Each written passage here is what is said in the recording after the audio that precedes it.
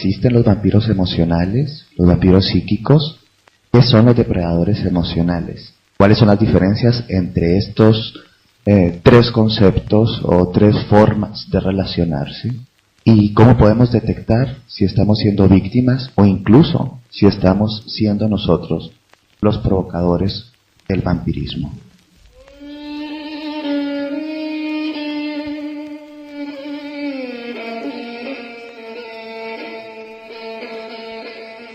Ellos vienen de la noche y se alimentan de los otros, de los que duermen, de los que dicen estar vivos. El elixir de la sangre es ese alimento que sostiene su existencia. Ellos están en la noche, pero no viven en la noche, solo existen en la noche.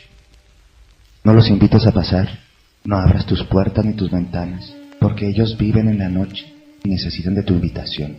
Es extraño, pero realmente ellos no te pueden tocar si tú no lo permites. Pero de alguna extraña forma también se ganan tu confianza. Parecen personas normales, incluso seductoras, y lo único que necesitan es tu invitación.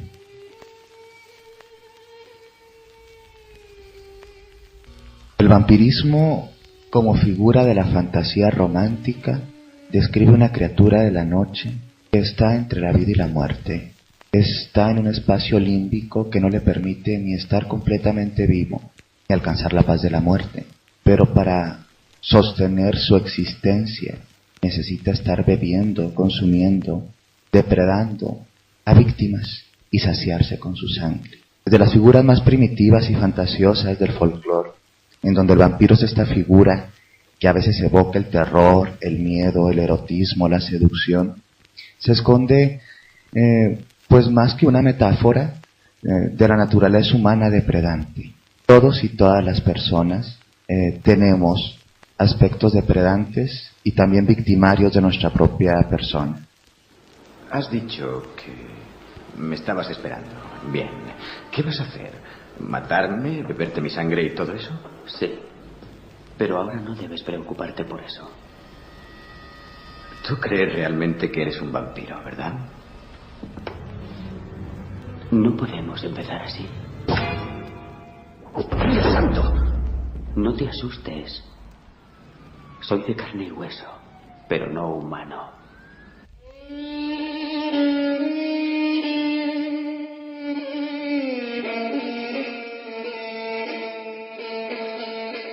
Estos aspectos vampíricos no son extraños o ajenos a nuestra naturaleza.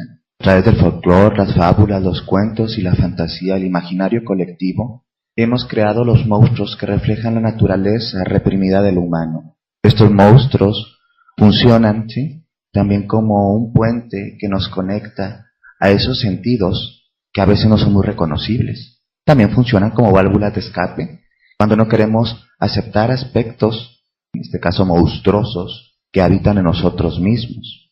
La figura del vampiro folclórico, y desde la literatura, la fantasía, las películas, las variadas formas en las cuales han sido representados, tienen generalmente un hilo conductor, y este hilo conductor, más allá del Nosferatu que tenemos en las primeras apariciones del cine, hasta los actuales vampiros y vampiras de las series de televisión, que generalmente son seres seductores y continuamente jóvenes, ¿sí? Tienen una conexión, aunque estéticamente se vean muy diferente, y la conexión es que ellos son dependientes, ¿sí?, a nivel energético, a nivel alimenticio, de los seres humanos. Ellos ya no pertenecen a la humanidad, pero tampoco están fuera de la misma. Están conectados y tienen que depredar continuamente para poder seguir existiendo. Bueno, pero yo pareciera que este tema se puede quedar simplemente en un tintero fantasioso y que nosotros realmente, pues simplemente sería verlo como un cuento más. Sin embargo, la realidad, como lo había repetido, a veces está filtrada, muy muy filtrada, en las figuras simbólicas, en las leyendas y en el folclore. ¿Qué pasaría si realmente existieran los vampiros? Y si tal vez tú estás viviendo con un vampiro y quizá no te has dado cuenta, quizá en tu trabajo, en tu oficina, o tu misma pareja tiene aspectos vampíricos que nunca te habían pasado por la cabeza y pueden estar afectando incluso a tu persona o a otras personas. Hoy vamos a hablar del vampirismo energético, el vampirismo emocional y la depredación emocional. Tres términos que parecen muy comunes, pero que realmente vamos a explicar a grosso modo y cómo funcionan. Vamos a entrar de lleno a hablar un poquito de lo que es o de lo que se entiende por el vampirismo psíquico o vampirismo energético. Este tipo de vampirismo quizá es el que tiene más tintes metafísicos o espirituales, en el sentido que se entiende que un ser humano tiene la capacidad de absorber, ¿sí?, la energía de otro ser para su propio provecho. En este caso encontramos personas que dicen saber técnicas o que practican técnicas para la absorción energética y el desgaste de otros individuos, para ellos alimentarse, nutrirse o tener más cargada su energía. Para entender energía tendríamos que entender primero que es un término bastante subjetivo y que tiene que ver más bien con la vitalidad, ¿sí?, y la fuerza de una persona. Desde la antigüedad se ha hablado de este vampirismo psíquico a través del folclore, la brujería, las creencias populares, y se entiende que una persona tiene la capacidad de, quizá por las noches, desplazarse en planos astrales y absorber el campo electromagnético, ¿sí?, o el huevo áurico de una persona y nutrirse de esa energía y utilizarla para sus fines. Nosotros a veces, creamos o no creamos en estos términos, tendríamos que abrir un poquito la perspectiva para entender que en muchos sentidos esto sí puede ser bastante cierto. Hay personas que con su sola presencia en una habitación pueden provocar absorción y desgaste en las otras personas. Personas que llamamos densas o con una vibración bastante, hasta lo decimos de forma coloquial como malvibrosa, ¿sí?, o con una vibra que no nos gusta mucho, y absorbe. En las tradiciones bioenergéticas más convencionales se dice que esta absorción se da a través del plexo solar, es decir, en donde se unen tus costillas, y de la zona genital principalmente. Son dos principales centros energéticos o chakras por donde se absorbe y también se emite energía.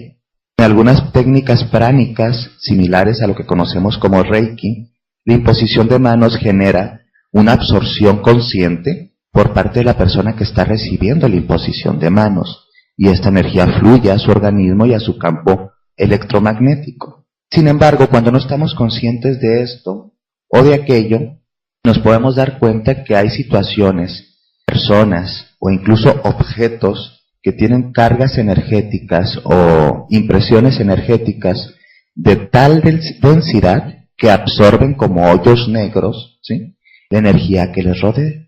Vemos que en algún tipo de experimentos de la llamada parapsicología hay zonas frías en las casas o zonas de alta densidad, también cuando hay manifestaciones sobrenaturales, y generalmente esta baja en la temperatura está conectada a el sentido de absorción que tiene ese vampiro, que generalmente es un ser vivo, aunque en muchas visiones y observaciones incluso se le puede adjudicar a fuerzas espirituales, demoníacas o cosas por el estilo. Entonces, para no confundirnos, tendríamos que entender que el vampirismo psíquico o energético se refiere a la absorción del campo electromagnético, prana, energía vital, ki o como le quieras llamar, por un individuo en prejuicio del otro y en su propio beneficio. Puede ser consciente o inconsciente, consciente o inconsciente, con todo el dolo o la mala voluntad o simplemente porque esa es su naturaleza. Porque aquí cabe señalar que hay personas que tienen una naturaleza vibratoria de baja frecuencia y que sin darse cuenta están absorbiendo la vitalidad de otras personas. A estas personas incluso se les conoce como vampires, un término anglosajón, o vampiros, ¿sí? Y tiene que ver con personas que han descubierto que tienen muy poca capacidad de absorber y transformar la energía, incluso alimenticia, la orgánica, y continuamente están absorbiendo energía del otro. Algunos muy conscientemente se dan cuenta de esto, lo aprenden a regular y lo manejan con un código de ética tanto espiritual como energético. Entonces, esta es la primera clase de vampiros convencionales que vamos a estar trabajando en este programa. Otra forma de vampirismo un poquito más cercano a la objetividad y no la subjetividad energética, que no digo que por ser subjetiva carezca de valor o sea menos importante. Simplemente que no hay muchas formas comprobables a nivel positivista o científico para decir que esto existe, es o no es. Pero en términos más objetivos, como decía, psicológicos y psiquiátricos, existe un vampirismo que es el vampirismo emocional. El vampirismo emocional es algo bastante interesante. Tiene que ver con configuraciones dentro de nuestra personalidad, cómo nos interrelacionamos con los otros y con las otras. Los vampiros emocionales, según las visiones más psiquiátricas y psicológicas, representan a sujetos generalmente con un temperamento y un tipo de personalidad narcisista, ególatra, egoísta y negativista. Es decir, personas que tienen poca espontaneidad, poca vitalidad, ¿sí?, psicológica, generalmente tienen aplanamiento emocional o algo parecido, ¿sí?, a rasgos depresivos, que pueden ser evidentes o no evidentes. Personas que tienen inseguridad emocional, autoestima, vamos a decirle un tanto frágil o no muy bien configurada, y que sin darse cuenta, ¿sí?, o dándose cuenta conscientemente, necesitan de otras personas para sentirse bien. Esta necesidad de las otras personas para sentirse bien, ¿sí?, no es algo malo. Lo malo es cómo se hace la dinámica. En este vampirismo emocional, básicamente lo que hace el vampiro o el sujeto que absorbe la energía es que continuamente degrada, ¿sí?, lastima sutilmente o incluso muy directamente a la persona para poder sentirse mejor.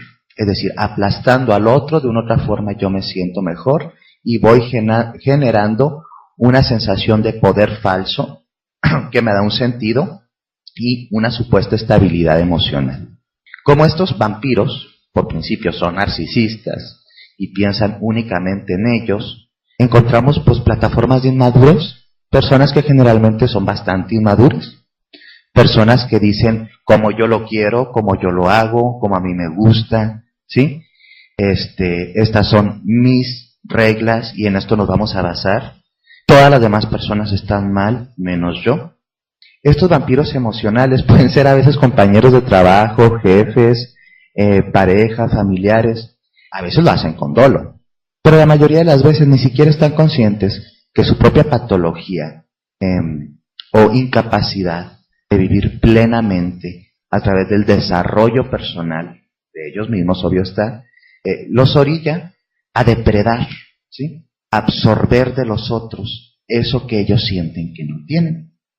Como todo, ¿sí?, todo en la vida pues busca la satisfacción primaria o la mejor satisfacción en todos los sentidos. Entonces, si nosotros vamos a un restaurante y vemos un montón de platillos, por ejemplo, pues generalmente vamos a buscar el platillo más rico, más nutrimental, o por lo menos que más nos guste a nosotros. Bueno, pues los vampiros emocionales también tienen un perfil victimológico, es decir, buscan a cierto tipo de víctimas o a cierto tipo de personas que pueden ser depredadas. Es muy poco usual que un vampiro emocional vaya a estar buscando a una persona que tenga las mismas características o similares a las de él. Porque ahí lo que se crearía es que ninguno saciaría sus impulsos de satisfacción energética o libidinal. Cuando hablamos de líbido, estamos hablando de energía psíquica, psicológica, con la cual usamos desde la sexualidad hasta para crear, hacer y deshacer.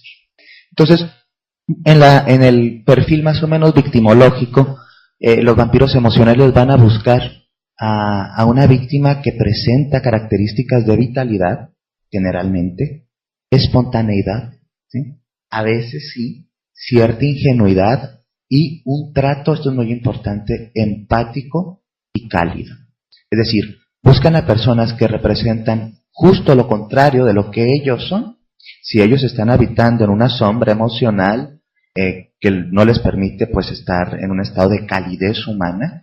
Ellos buscan personas que son empáticas, que son llamadas buenas personas, nobles, vitales, espontáneas, que generalmente se relacionan bastante sano con las demás personas, que incluso son queridas. En el fondo el vampiro emocional siente envidia de que ellos estén tan vivos, ¿sí? Que estén tan vitales, y como él no puede producir, según su estructura, estas mismas características, se acerca sigilosamente a la víctima. Y puede empezar con varios procesos, ¿sí?, de acercamiento. Como en las figuras folclóricas o míticas del vampiro, una de sus principales herramientas va a ser la seducción. Seducir. Empiezan a acercarse de forma cándida, de forma agradable, se ganan la confianza, ellos están ahí para escuchar los problemas, para decir qué es correcto, qué no es correcto. Es más, se ven hasta más maduros o maduras, o incluso podríamos decir muy buenas personas y de muy buen interés, pero realmente lo que tienen es una necesidad consciente e inconsciente de acercarse a esta persona que representa un aspecto que ellos no pueden poseer, que es esa vitalidad. Entonces, a través de la seducción se ganan la confianza y generalmente se pueden incluso hasta emparejar, hacer amigo o estar cerca de esta persona. Y una vez que están en la zona de confort, ¿sí?, esta zona de confort o de confianza de la persona, en ese círculo de proximidad, los vampiros han entrado a la casa, simbólicamente, de la persona. En la mayoría de los pasajes folclóricos del vampirismo, nosotros tenemos que hacer un acto de conciencia para dejar entrar al vampiro. Entonces, si el vampiro no es invitado a la casa, él no puede pasar el umbral, ¿sí?, porque necesita la voluntad del otro. Claro, la mayoría de las personas en estos cuentos folclóricos y leyendas, pues no sabían que eran vampiros, creían que eran vecinos o compañeros o amigos, y los invitaban a pasar. Entonces, algo así, a nivel también simbólico, lo podemos traspolar al aspecto psicológico y emocional. Hay una seducción en donde tú invitas a esta persona y le das el permiso de habitar en tu vida, y de pronto ya le tienes confianza, ya te tiene confianza, y crees que nada peligroso puede pasar. Pero aquí es donde empieza la siguiente etapa que yo le llamo, ¿sí?, alienación. En esta etapa, el vampiro emocional tiene una tendencia ambivalente para con su víctima.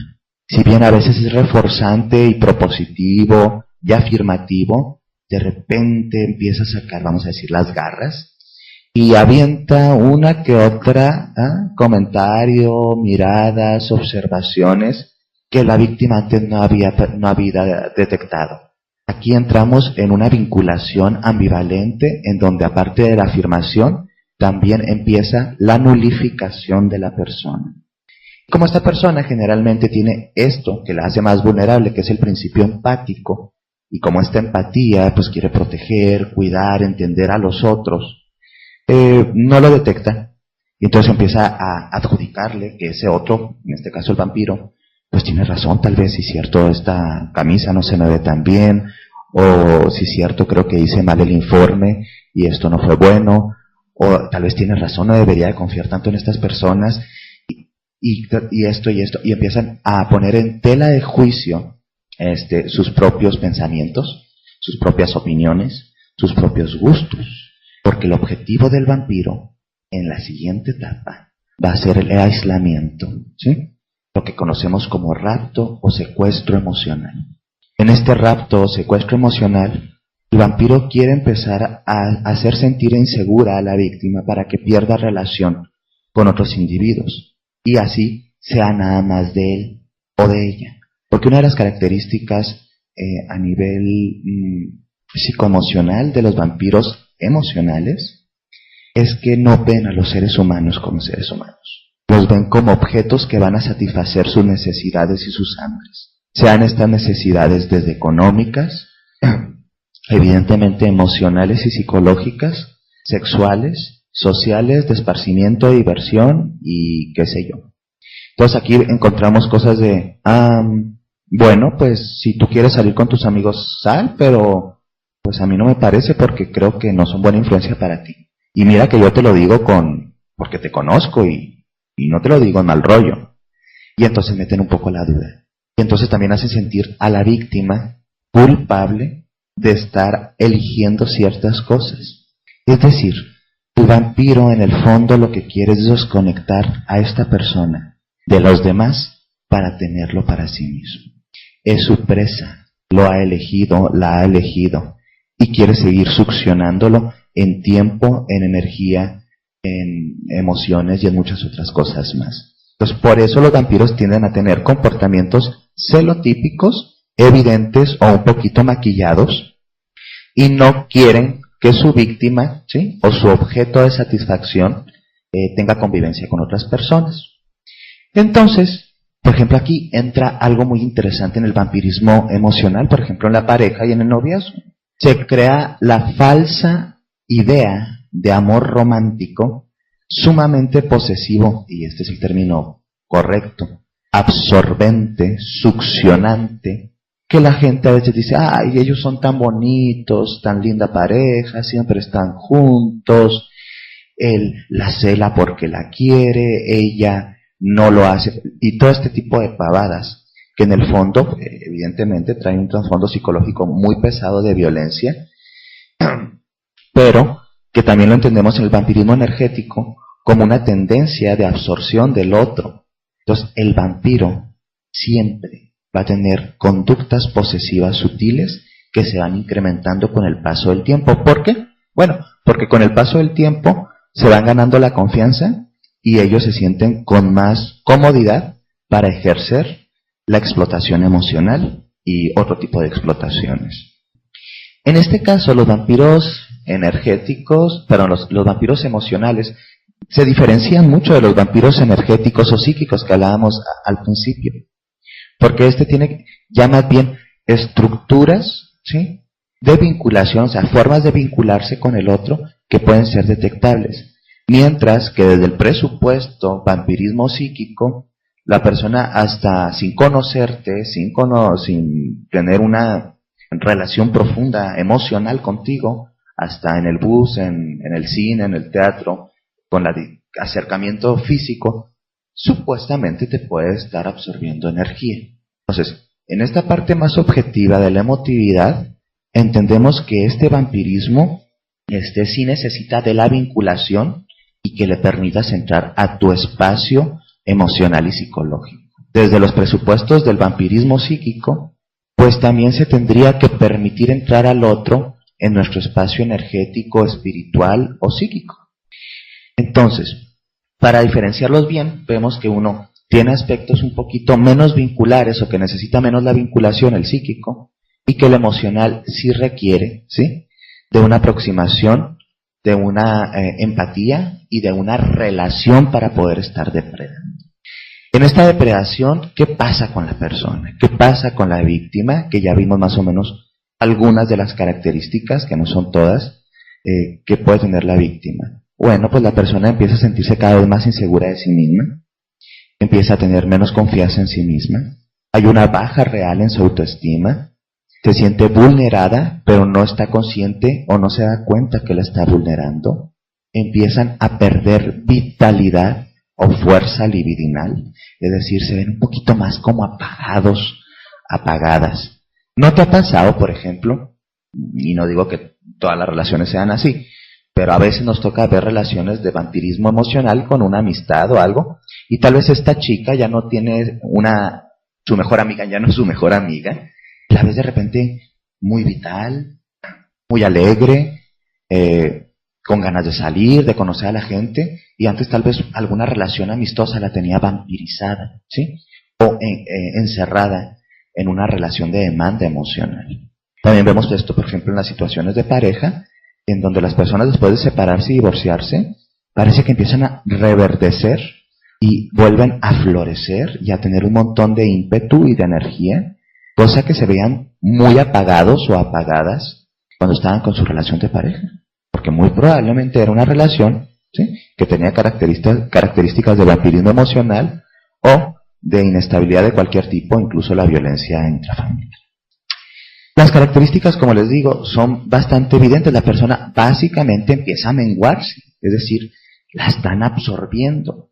alguien la está pisoteando y depredando para poder sentirse más fuerte, por lo que la persona reacciona de forma sincrónica y empieza a debilitarse. Aquí incluso se generan enfermedades físicas, es decir, somatizaciones, por los estados de tensión, ansiedad, depresión, que continuamente están sosteniendo a estas personas. Entonces, vemos personas que realmente con su convivencia tóxica o sus emociones tóxicas, porque esto del vampirismo emocional va muy junto con las personas tóxicas, ¿sí? Un vampiro emocional es una persona tóxica, cancerígena, por así decirla, incluso crea jaquecas.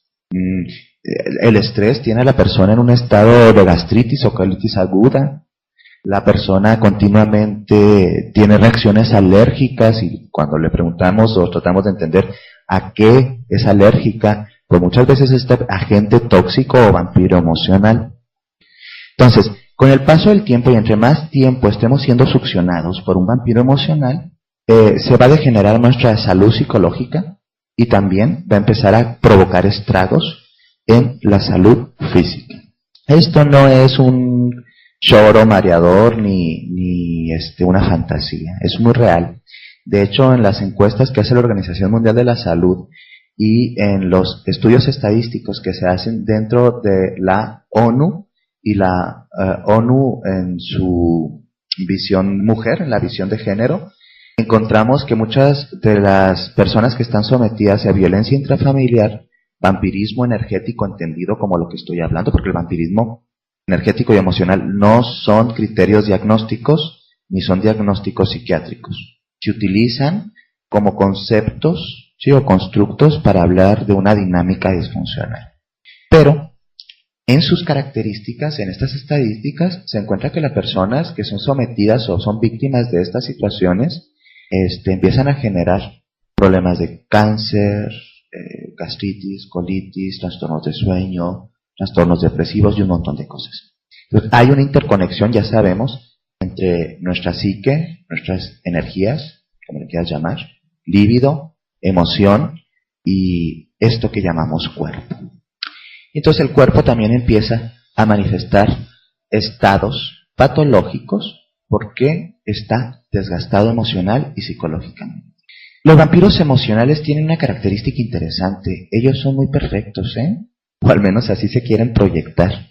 Son personas que continuamente dicen tener la razón. Ellos no ven los errores en sí mismos por su tipo de personalidad narcisista y adjudican que todo lo malo que sucede pues es por culpa de otro más o de alguien más o incluso tuya.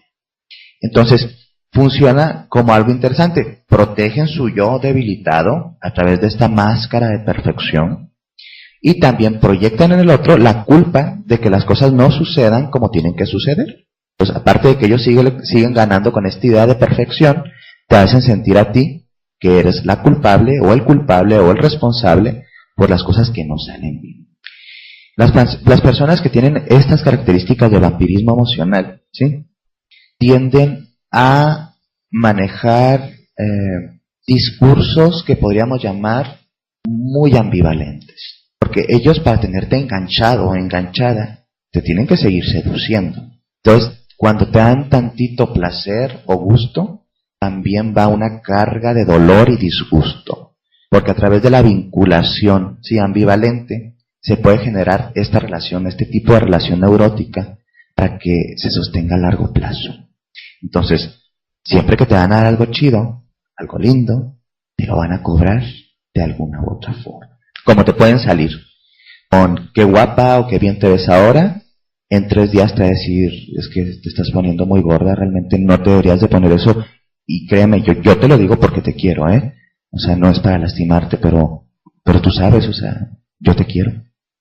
Entonces, este tipo de discursos son tan ambivalentes porque la víctima no sabe si realmente lo está haciendo con buena voluntad o realmente es una forma muy manipuladora de hacer que la persona se sienta cada vez más insegura.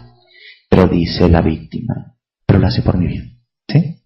Entonces, también en los mitos vampíricos, en el folclore vampírico, encontramos estas mujeres generalmente doncellescas, inocentes, puras de alma, que son seducidas por el vampiro, ¿sí? Las fuerzas instintivas y sexuales de la naturaleza. Y ella está enamorada de él y en esta visión romántica lo defiende e incluso se deja raptar por él. Entonces, esto es lo interesante. En el vampirismo emocional no existe la conciencia por parte de la víctima de que está siendo secuestrada porque ellos creen que están eligiendo. Incluso dicen, es que la gente está contra nuestra relación, o no quieren que seamos amigos, o no quieren que sean pareja. Y se crea esta visión romántica medio estúpida de que nosotros estamos eligiendo esto, siendo que realmente hemos sido manipulados y seducidos de forma muy sistemática. Entonces, después de los vampiros emocionales, y hablamos un poquito de los vampiros psíquicos, hay como una interconexión con el siguiente concepto. El siguiente concepto es un poquito más manejado tanto en los ámbitos, vamos a decir, de la jurisprudencia, de la perspectiva de género, de las visiones un poquito más que intervienen para proteger los derechos de las personas y principalmente los derechos de los grupos vulnerables en la familia, que vienen siendo casi siempre los niños, las niñas y las mujeres, por esta cultura violenta y machista que tenemos. Y esta tercer forma de depredación, que ya no es ni tan sutil como el psíquico, que es a nivel energético, ni tan inmaterial y a veces tan sutil, manipuladora, a veces poco evidente como el vampirismo emocional, viene la depredación. La depredación es un término que se utiliza en un argot popular para hablar de cualquier ser que necesita a otro, una víctima, ¿sí? A una presa, depreda, es un depredador, para poder subsistir. Aquí vamos a encontrar varios tipos de depredadores, desde los depredadores más sutiles que casi tienen las mismas características que el vampirismo psicológico emocional, a el depredador y el agresor, o en los términos convencionales o más modernos, el generador de violencia. En cualquiera de los tres casos, ya sea el vampirismo energético, el emocional o la depredación, ¿sí? Siempre existe la necesidad de una persona mal estructurada, ¿sí?, a ejercer dominio, control o incluso violencia hacia otras personas.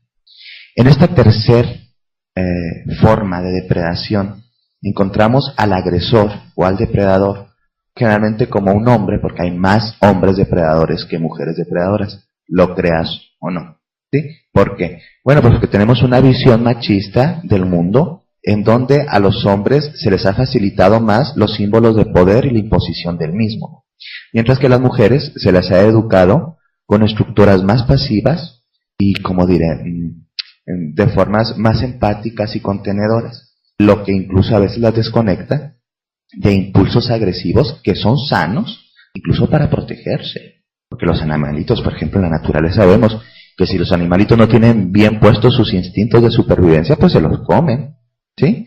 O los matan. Bueno, pues nosotros a veces estamos tan domesticados y tan sobredomesticados con estas visiones bigenéricas entre lo masculino y lo femenino, que a lo masculino le tocó como que la carga del poder, supuestamente el poder, y a lo femenino se le despojó del mismo y se le dejó esa etiqueta de la niña buena, pasiva, paciente, contenedora.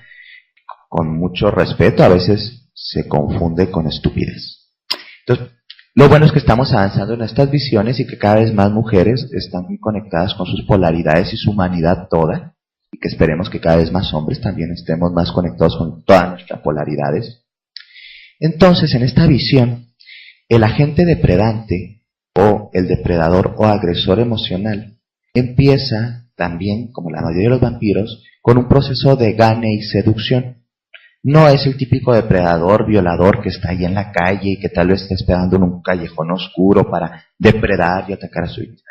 Estamos hablando de los depredadores que existen en los vínculos, ¿sí?, significativos o en las relaciones significativas.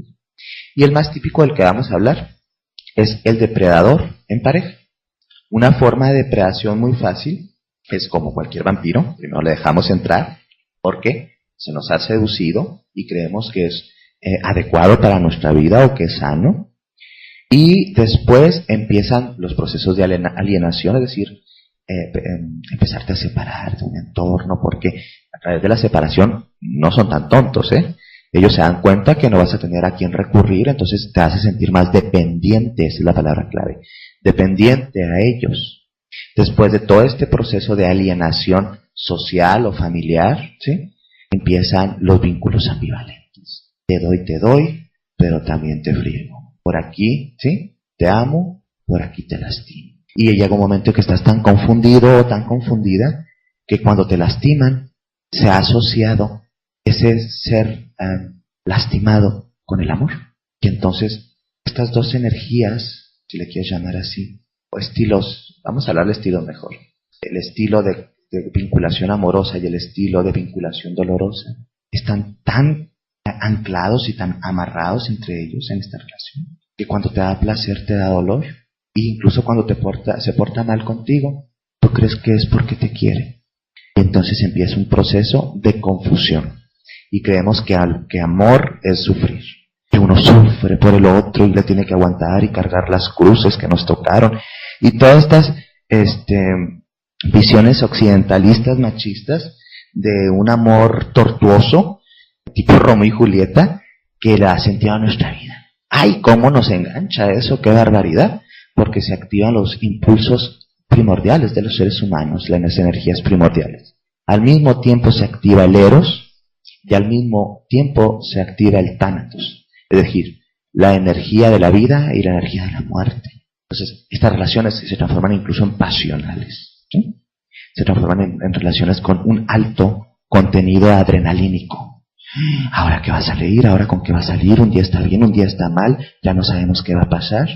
Entonces el depredador ha desconfigurado el orden en la persona. La persona ya no entiende si se mueve para acá se enoja o si no se mueve para acá se hace feliz o contento. Entonces empieza ahora sí a desarrollarse la etapa a la que yo llamo una montaña rusa, ¿sí?, de dolor.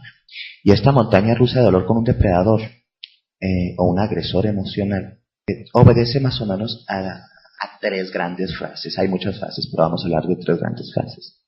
Una fase que le llamamos luna de miel, una fase que se llama acumulación de tensión, y una fase que se llama, ¿sí?, accionando violencia o cuando ya te están violentando. Entonces, generalmente se porta muy lindo, muy chido, se empieza a poner tenso y después te empieza a buscar bronca y empiezan los problemas. Entonces, cuando tú ya te ves que estás un poco harta, cansada o incluso con ganas de retirarte de la relación, esta persona cambia mágicamente por unos días y se porta muy bien y te lleva flores y eres preciosa o precioso y eres muy chida persona y te quiere en tu vida, no puedo ir sin ella, me voy a matar, un montón de cosas que hace. Pero en el fondo lo que está haciendo esta persona, que es el depredador, ¿sí?, es poniendo trampas. Pone trampas de forma consciente o inconsciente para que la víctima no pueda salir de su territorio. Y la víctima piensa, cuando yo me quiera ir me voy a ir, pero no es real, porque a veces ya no se quiere ir, porque no sabe vivir de otra forma. O sea, nosotros nos empezamos a acostumbrar y creamos que esto es una forma natural de vivir. Esta violencia puede tener niveles, puede ir desde los niveles más sutiles, vamos a hablar de miradas, palabras, no insultos, sino palabras, hasta insultos, jaloneos, golpizas, violación dentro de la pareja, humillaciones y demás. Lo que podemos entender de estos formas, ¿sí?, estos seres, ¿sí?, que están aquí y ahora y son muy reales, ¿sí?, es que no los podemos pasar por alto, ¿sabes? Algo que me da mucho sentido, que alcanzo a entender, es que uno de los peores peligros es no estar consciente de los peligros.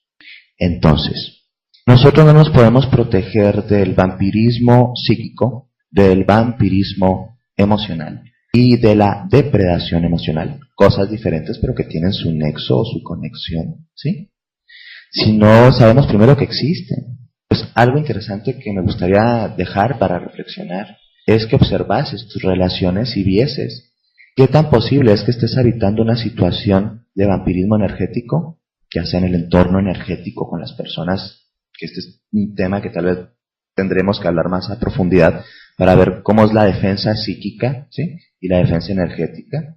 cómo también nos relacionamos tal vez con personas que emocionalmente son vampíricas o parasitarias para con nosotros. Y sobre todo, ¿qué pasa si ya estoy viviendo con un depredador, un vampiro emocional o incluso un vampiro psíquico?